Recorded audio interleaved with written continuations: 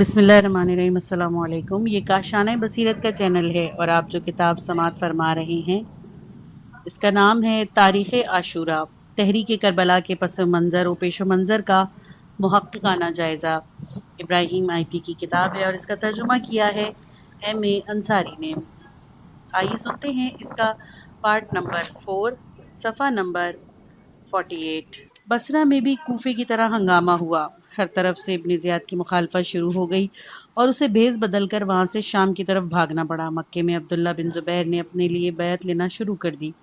शाम में ऐसा अजीब इनकलाब आया कि अमीर माविया की वो सारी कोशिशें बेकार हो गईं जो उन्होंने ख़ानदान में खिलाफत मुस्तहकम करने के लिए की थी, और 3-4 साल की मनहूस यजीदी हुकूमत के बाद फिर आले अबी सुफियान में से किसी को मसनद खिलाफत पर बैठना नसीब नहीं हुआ।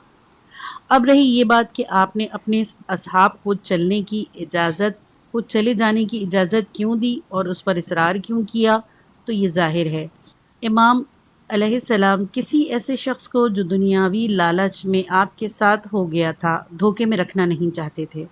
ये ज़रूरी था कि जो लोग आपके साथ जान देने पर आमादा हों वो अपने अक़ीदे पर बिल्कुल पुख्ता हों और जो कुछ करें अला वजल बसीरत करें, किसी पर कोई ज़बरदस्ती न की जाए। ये भी इस्लाम की एक खुसूसियत है कि इस्लाम के सब सिपाही बेदार और होशियार होते हैं और जानते हैं कि वो क्या कर रहे हैं। रेफरेंस नंबर 1 मुलाहिज़ा फरमाएं किताब फ़लसफ़ा शहादत, मौलफ़ा मुर्तज़ा मुताहरी, मतूबा जामा तालीमात इस्लामी। यहीं से मालूम हो जाता है कि हक़ व बातिल में किस कदर फ़र्क है। झूठे मुद्दई अपने मरीदों को कभी आसानी से छोड़ने पर तैयार नहीं होते, लेकिन मर्दाने हक़ का ये शेवा नहीं। वो लोगों को इजाज़त देते हैं कि अपनी मर्ज़ी के मुताबिक जो रास्ता चाहें इख्तियार करें। सिर्फ़ इन्हें ये बता देते हैं कि खैर का रास्ता ये है और शर का ये है। इस सफ़र में हज़रत सैयद शुहदा अलैहिस्सलाम का मकसद रियासत व सल्तनत हासिल करना नहीं था, बल्कि जिस तरह भी हो सकता है इन सब को जो आपके साथ आ गए थे मुख्तलिफ हीले बहानों से अपने साथ रखने की कोशिश करते और किसी को जुदा ना होने देते। आपने साफ फरमा दिया था। सफ़ा नंबर 49। मेरे ख्याल में कल दुश्मन से जंग होगी। मैंने अपनी बैत की पाबंदी तुम पर से उठा ली है। मेरी तरफ से तुम्हें इजाज़त है कि रात की तारीकी से फ़ायदा उठाकर चले जाओ। आपके असहाब और बनी हाशिम ने भी क्या खूब जवाब दिया। सब ने एक ज़बान होकर कहा, अल्लाह का शुक्र है कि जिसने हमें आपकी मायत और में शहादत का शर्फ अता किया। अगर बिलफर्ज महाल दुनिया और जादुआनी भी होती तो भी इस दुनिया में जिंदा रहने पर हम आपके साथ मरने को तरजीह देते। इसके अलावा इमाम अलैहिस्सलाम ये भी चाहते थे कि उन लोगों का इम्तिहान लें और उन पर एहतमाम हुज्जत कर दें, ताकि मालूम हो जाए कि कौन बरज़ा और रग़बत साथ देने पर आमादा है और कौन मजबूरतन, ताकि कल कोई पशेमानी का इजहार ना करे और ये ना कह सके कि मैं तो फंस गया था, और ना दुश्मन ना हंजार के मुकाबले में कमजोरी दिखाए और ना ही दुश्मन ये कह सके कि हुसैन बिन अली अलैहिस्सलाम ने रियासत और दुनियादारी के लालच में अपने साथियों को धोखा दिया। चुनांचा आपने साफ साफ फरमा दिया। सफ़ा नंबर 50। तुम अपने अपने शहरों और देहातों को चले जाओ। ये लोग सिर्फ मुझे काबू में लाना चाहते हैं और अगर मुझे काबू में कर लें तो फिर इन्हें किसी और से कोई गरज नहीं। ये आपने इसलिए फरमाया कि अच्छा बुरा जो रास्ता भी लोग इख्तियार करें सोच समझ कर करें। खुलासा ये कि इमाम हुसैन अलैहिस्सलाम ने वो काम किया कि उनका लाशा ताबा अबद इस्लाम की नशर व शात का जरिया बन सके और आपकी कब्र और आपका मज़ार जुल्म व सितम की हर मुनज़्ज़म कोशिश के लिए मुस्तकिल ख़तरा बना रहे। बनी उमैया और बनी अब्बास की हमेशा ये कोशिश रही कि लोगों को हज़रत सैयद शुहदा अलैहिस्सलाम के रोज़े की ज़ियारत से बाज रखा जाए। इस मकसद के लिए उन्होंने रोज़े के अतराफ में चौकियाँ और किले कायम किए और मुसल्लह फ़ौज मुकर्रर की। निगरानी इतनी शदीद थी कि कम ही ऐसा इत्तेफाक होता था कि कोई ज़ाहिर बचकर निकल जाए। अमूमन ईज़ा रिसानी और क़त्ल व तज़ीब से दो चार होना पड़ता। जितना खुलफा की दौर से दबाव बढ़ता जा रहा था उतना ही लोगों की मज़ाहमत शिद्दत इख्तियार करती जा रही थी और जितनी मज़ाहमत में इजाफा होता उतनी ही इंतज़ामिया की परेशानी बढ़ जाती और पहरा चौकी के इंतज़ाम सख्त तर कर दिया जाता। इस सिलसिले में कितने ही हाथ काटे गए, कितने ही सर तन से जुदा किए गए और कितने ही जिस्मों के टुकड़े उड़ा दिए गए, लेकिन नतीजा कुछ ना निकला। 51 अब्बासी दौर में बार बार हुसैन बिन अली अलैहिस्सलाम की कब्र को वीरान किया गया, पानी छोड़ा गया और हल चला दिए गए, लेकिन हुकूमत की तरफ से ज़रा सी ढील का एहसास होते ही लोगों ने मरम्मत कर ली, नई इमारत बना ली। روضہ مطہر کی تاریخ کے مطالعے سے تو یہ پتہ چلتا ہے کہ کب اور کس نے اس کی ویرانی کا حکم دیا، لیکن یہ نہیں معلوم ہوتا کہ کس نے دوبارہ تعمیر کرایا اور کس نے مرمت اور تعمیر کے اخراجات برداشت کیے۔ اسی سے لوگوں کے ہاں جانثاری اور خلوص کا اندازہ ہو جاتا ہے۔ امام حسین علیہ السلام کی تاریخ سے زیارت سے لوگوں کو باز رکھنے کے اس کے سوا کیا وجہ ہو سکتی ہے کہ ظالمانہ حکومتیں لوگوں میں زیارت کے شوق کو، جذبے کو اور تربت حسین پر لوگوں کے اجتماع کو اپنی سیاست بلکہ اپنے وجود کے لیے خطرہ سمجھتی تھی۔ زائر حسین علیہ السلام خوب جانتا ہے کہ حسین علیہ السلام شہید راہ عدالت میں ہیں۔ انہوں نے ظلم و ستم کو روکنے کے لیے جان دی، امر بالمعروف اور نہی عن المنکر کے لیے سر کٹوا دیا۔ انہوں نے مرنا منظور کیا مگر غاصبانہ حکومت قبول نہیں کیا۔ انہوں نے استبداد اور ظلم کا مردانہ وار مقابلہ کیا۔ اسی لیے کوئی خلیفہ بھی یہ برداشت نہیں کر سکتا کہ حسین بن علی علیہ السلام کی طرف سے اتنی توجہ ہو کہ لوگ ان کی زیارت اور عزاداری کے لیے جان کی بازی لگا دیں۔ حکومت کے پہرے چوکیوں کی نگرانی کے باوجود شب کی تاریکی سے فائدہ اٹھا کر روضہ حسین علیہ السلام پر پہنچتے تھے اور دن نکلنے سے پہلے غازر یا نینوا جو کربلا کے قریب ہی واقع ہے وہاں بھاگ جاتے تھے۔ مندرجہ ذیل واقعے سے ہماری بیان کی تائید ہوتی ہے۔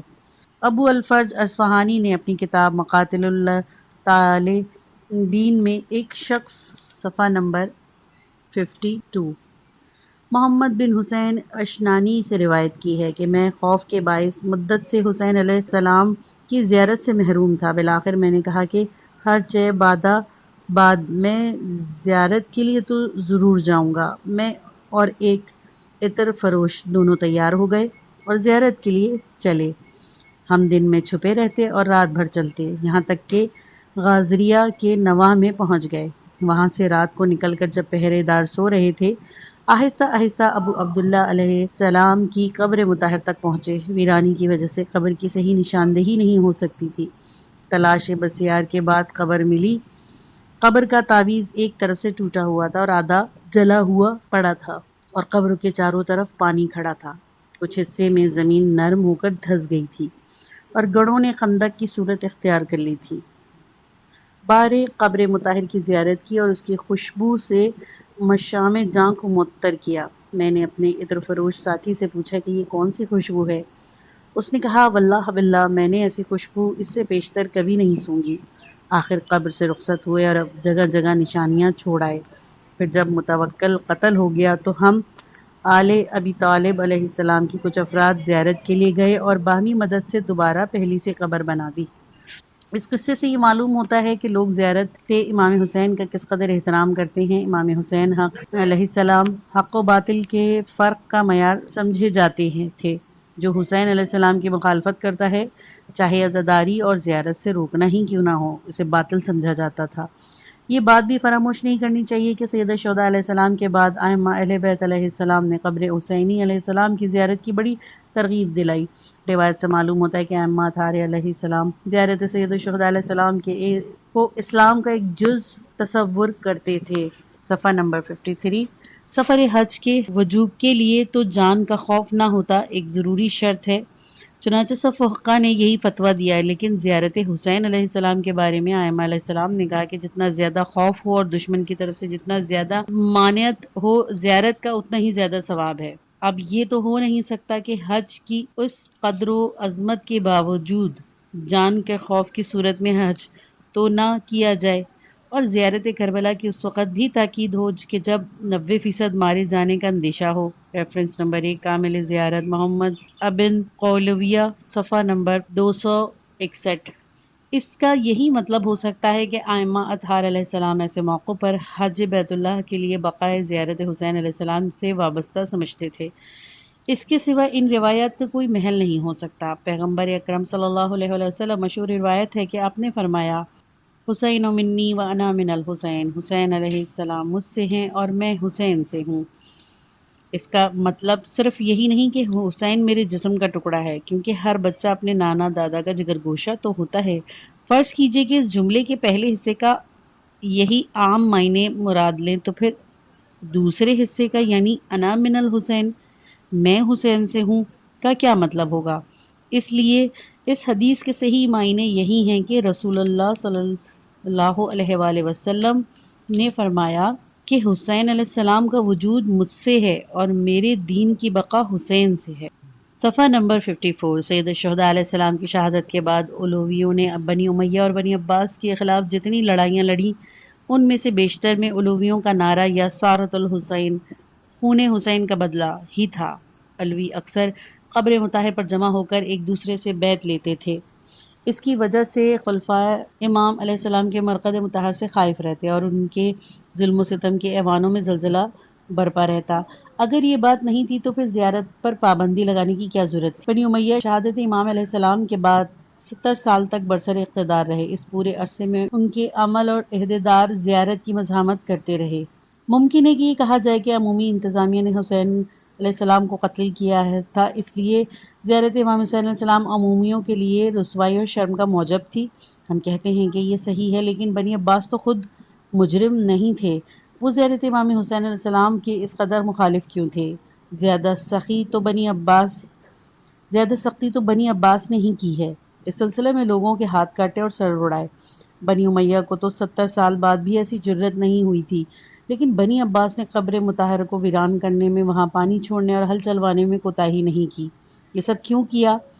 اس لیے تاکہ وہ لاشیں حسین علیہ السلام سے بھی خوفزدہ تھے۔ وہ خوب جانتے تھے کہ شہدائے عاشورہ کی تربت سے باہوش زائرین کے کانوں میں صاف یہ صدا آتی ہے کہ اے گزرنے والے، ہمارے ہم کشیوں تک یہ پیغام پہنچا دو کہ ہمارے اس لیے ٹکڑے کر دیے گئے کہ ہم نے جفا پیشہ حکومت کا مقابلہ کیا، ہمیں ظالم انتظامیہ نے خون میں نہلایا، ہم نے حاکمان وقت کو ان کے بدعنوانیوں سے روکنے کی کوشش کی۔ صفحہ نمبر 55۔ تو انہوں نے ہمیں ذبح کر دیا۔ ہم نے اسلامی آئین کی بات کی تو ہمارے پرزے اڑا دیے گئے، ہمارے جسموں کو گھوڑوں کے سموں تلے روندا گیا، لیکن ہم مزاحمت کرتے رہے۔ ہم نے کینہ پرور دشمن کو دنیائے انسانیت میں رسوا کر دیا اور اسلامی قانون کی حفاظت کے لیے جانثاری اور وفاکاری اور فداکاری کا ایک نیا باب دنیا والوں کے لیے کھول دیا۔ اے آنے والوں، اب تم اپنے دین کی قدر پہچانو، اسے کوڑیوں کے مول نہ بیچو۔ اس کی حفاظت اور حمایت کے لیے ہم جیسے لاکھوں انسانوں کا خون بہا ہے، خون شہداء کا احترام کرو، اپنے دین کی عظمت کو سمجھو اور دینداری میں غفلت نہ کرو۔ زیارت کا مطلب یہی ہے کہ زائر سمجھے کہ وہ کس کی زیارت کر رہا ہے، اس کا مقام کیا ہے، اس کا پیغام کیا ہے، اور وہ کیوں اس مرتبے پر پہنچا ہے۔ علی اکبر غفاری۔ جو شخص اپنے آپ کو سید الشہداء امام حسین علیہ السلام کا سچا اور مخلص پیرو سمجھتا ہے، اس کے لیے ضروری ہے کہ وہ شجاع، غیور، فداکار ہو، نہ کہ بزدل اور کاہل۔ اسے چاہیے کہ مسلمانوں کے حالات کی اصلاح اور دین کی سربلندی کی خاطر رضاکارانہ طور پر مال و دولت اور رتبے و منصب، غرض یہ کہ ہر چیز سے بے نیاز ہو جائے اور وہ جو کچھ بھی رکھتا ہو اسے عظیم مقصد کی خاطر ٹھکرا دے۔ آیت اللہ خوئی دام الظل العلا کی کتاب سے بیان ماخوذ۔ صفحہ نمبر 57۔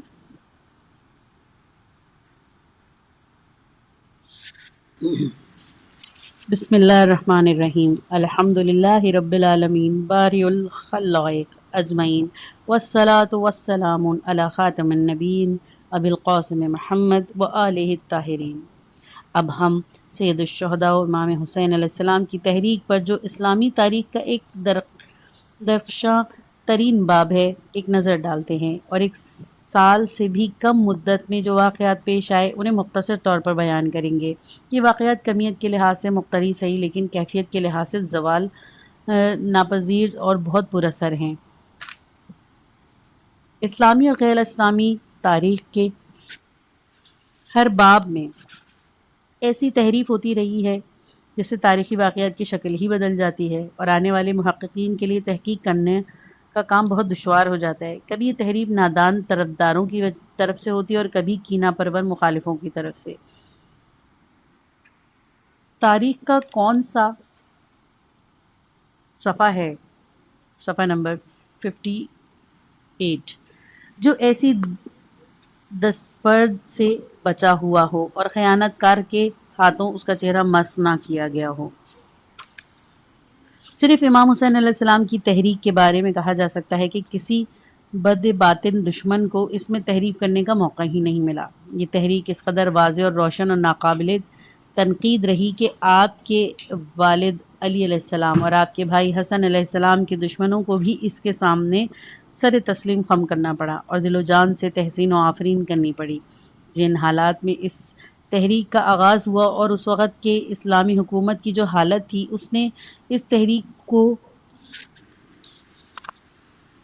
اس تحریک کا آغاز ہوا اور اس وقت کی اسلامی حکومت کی جو حالت تھی، اس نے اس تحریک کی ضروریات کو سمجھنے میں مدد دی۔ چنانچہ جس نے بھی اس تحریک پر قلم اٹھایا ہے، اس نے اس کے رہنماؤں کی عظمت، بزرگی اور شجاعت، صاف گوئی، مردانگی، حریت پسند اور آزاد منشی کا اعتراف کیا۔ لیکن سخت افسوس کی بات ہے کہ جاہل طرفداروں اور ضرورت سے زیادہ پرجوش دوستوں کی طرف سے بہت سی بے بنیاد باتیں، بے سروپا قصے، گمراہ کن جھوٹ بھی اس تحریک کی متعلق تحریروں اور تقریروں میں شامل ہو گئے ہیں۔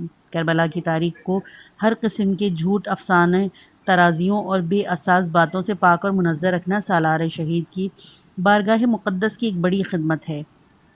لیکن اس کام کی انجام آوری کی توقع عوام اور کم سود لوگوں نے انہیں نہیں کی جا سکتی، کیونکہ یہ مصیبت خود انہی کی لائی ہوئی ہے۔ ایسے ہی لوگوں سے انقلاب مقدس کے خلاف کام کرتے ہیں اور سمجھتے ہیں کہ حق کو باطل کے ذریعے اور سچ کو جھوٹ کے ذریعے پھیلایا جا سکتا ہے، امانت کو خیانت کے ذریعے اور تقوی کو بے تقوائی کے ذریعے سے رواج دیا جا سکتا ہے۔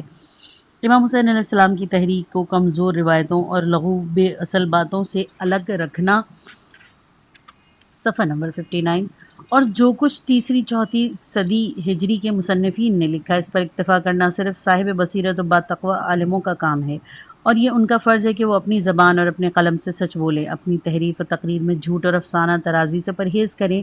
اگر ایسا ہو تو تاریخ اسلام کے اس روشن اور مقدس باب کی بنیاد حق و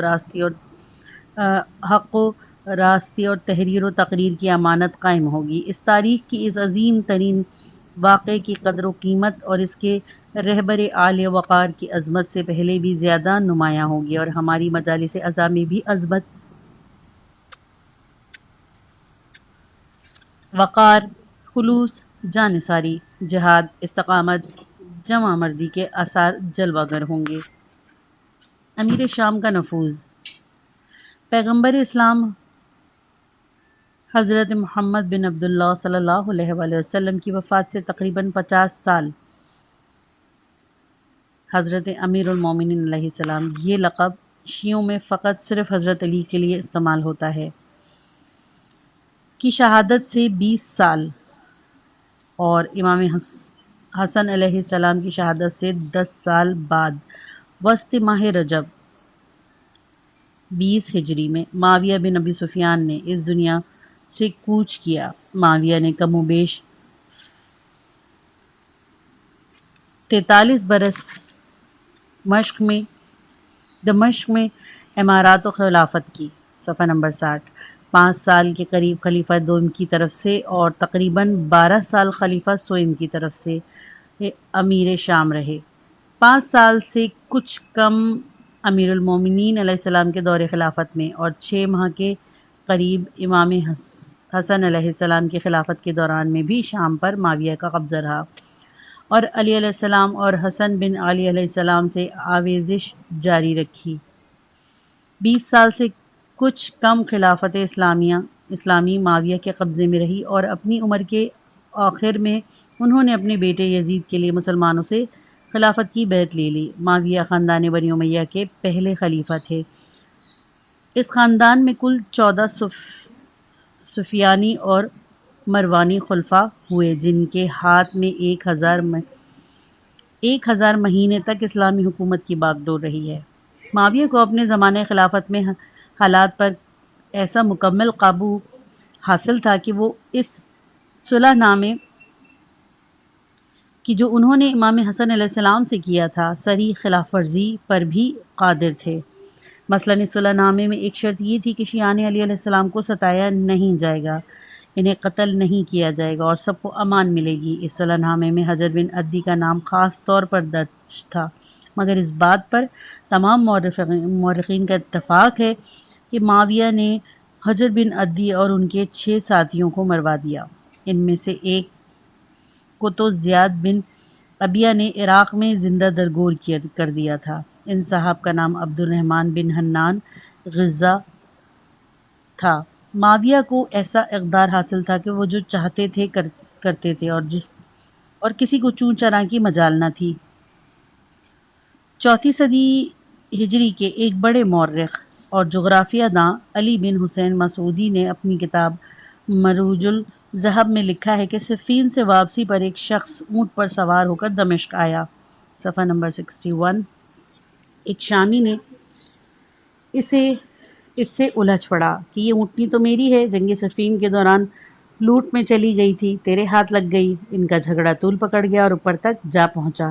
دونوں معاویہ کے پاس پہنچے۔ شامی نے 50 گواہ پیش کر دیے کہ اونٹنی اس کی ہے۔ معاویہ نے 50 آدمیوں کی شہادت پر فیصلہ دے دیا کہ اونٹنی شامی کی ہے اور کوفی کو مجبور کیا کہ اس کے حوالے کر دے۔ عراقی نے کہا کہ اللہ آپ کو نیکی دے، یہ اونٹ ہے، اونٹنی نہیں ہے۔ معاویہ نے کہا میں نے فیصلہ دے دیا، اب میرا حکم بدل نہیں سکتا۔ جب بھیڑ چھٹ گئی تو معاویہ نے کوفی کو بلایا اور پوچھا کہ تیرا اونٹ کتنے کا تھا، اور اونٹ کی قیمت سے زیادہ رقم اس کو دلوا دی اور اس سے کہا کہ علی علیہ السلام کو جا کر بتلا دینا کہ میرے پاس ان سے جنگ کے لیے 1,00,000 آدمی ایسے ہیں جو اونٹ اور اونٹنی میں فرق نہیں کر سکتے۔ مطلب یہ تھا کہ اگر میں اونٹ کو اونٹنی یا اونٹنی کو اونٹ کہوں تو وہ چوں چرا نہیں کر سکتے۔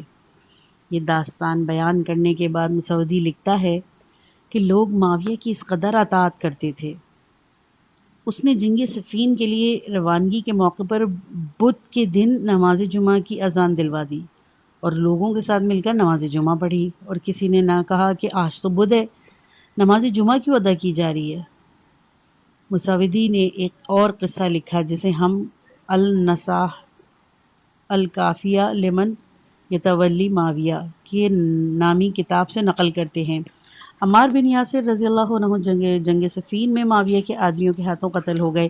رسول اللہ صلی اللہ علیہ وآلہ وسلم نے حسب روایت بخاری وغیرہ جس کی مسجد کی تعمیر کے موقع پر دوسروں سے زیادہ کام کرتے دیکھ کر کہا تھا۔ صفحہ نمبر 62۔ عمار کو ایک باغی گروہ قتل کرے گا۔ عمار ان لوگوں کو جنت کی طرف بلا رہا ہوگا اور وہ لوگ اسے دوزخ کی طرف بلا رہے ہوں گے۔ عمار کے قتل نے واضح کر دیا تھا کہ کون حق کی راہ میں لڑا ہے اور کون طاغوت کی راہ میں۔ معاویہ نے اس مشکل سے بچنے کے لیے کہا کہ عمار کو ہم نے قتل نہیں کیا، اس کے قاتل علی ہیں جو انہیں جنگ میں گھسیٹ کر لائے۔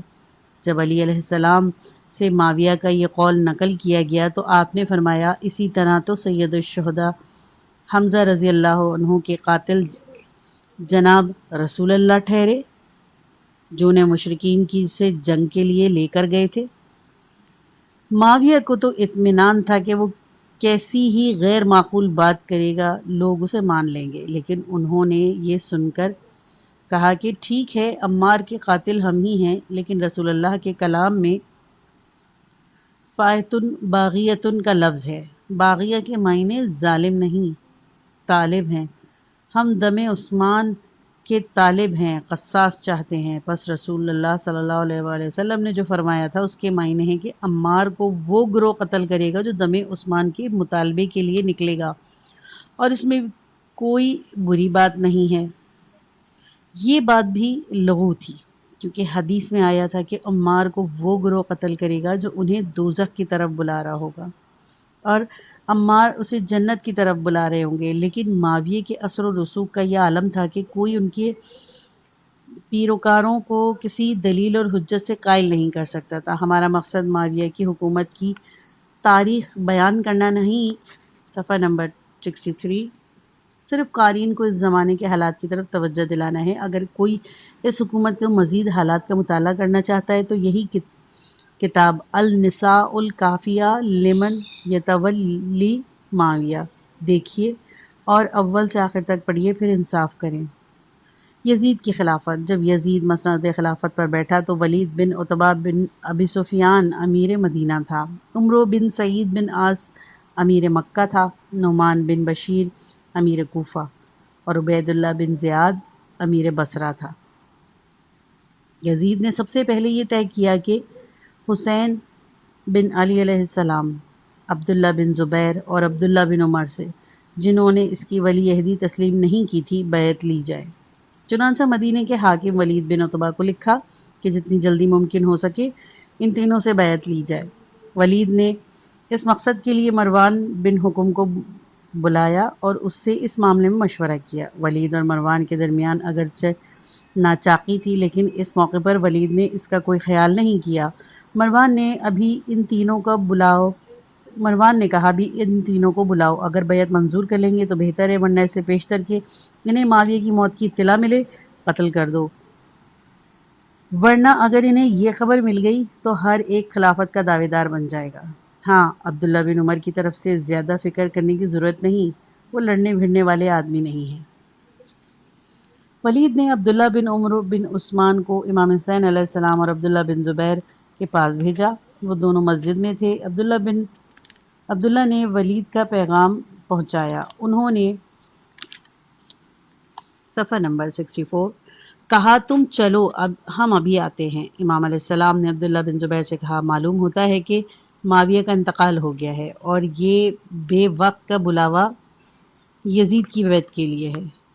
اس کے بعد امام علیہ السلام نے جوانان بنی ہاشم اپنے آدمیوں کو بلایا اور کہا مسلح ہو جاؤ، مجھے اس وقت ولید نے بلایا ہے اور میرا خیال ہے کہ وہ کوئی ایسی بات کہے گا جو میں نہیں کر سکوں گا، اس صورت میں مجھے اس پر بھروسہ نہیں، تم میرے ساتھ آؤ، جب میں دروازے میں داخل ہو جاؤں تو تم باہر ٹھہر جانا اور جب میں اندر سے پکاروں تو فوراً اندر چلے آنا کہ وہ مجھے کوئی نقصان نہ پہنچا سکے۔ امام علیہ السلام ولید کے پاس گئے، مروان بھی وہاں موجود تھا۔ ولید نے معاویہ کی موت کی اطلاع دی اور یزید کی بیعت کا حکم سنا دیا۔ امام علیہ السلام نے کہا یہ تو ظاہر ہے کہ خفیہ بیعت سے تم تو مطمئن نہیں ہوگے، یہی چاہو گے کہ میں مجمع عام میں بیعت کروں۔ ولید نے کہا ہاں یہ تو صحیح ہے، آپ نے فرمایا تو پھر کل تک ٹھہرو، میں فیصلہ کر لوں۔ ولید نے کہا اچھا، آج آپ تشریف لے جائیے، کل مجمع کے ساتھ آ جائیے گا اور بیعت کر لیجیے گا۔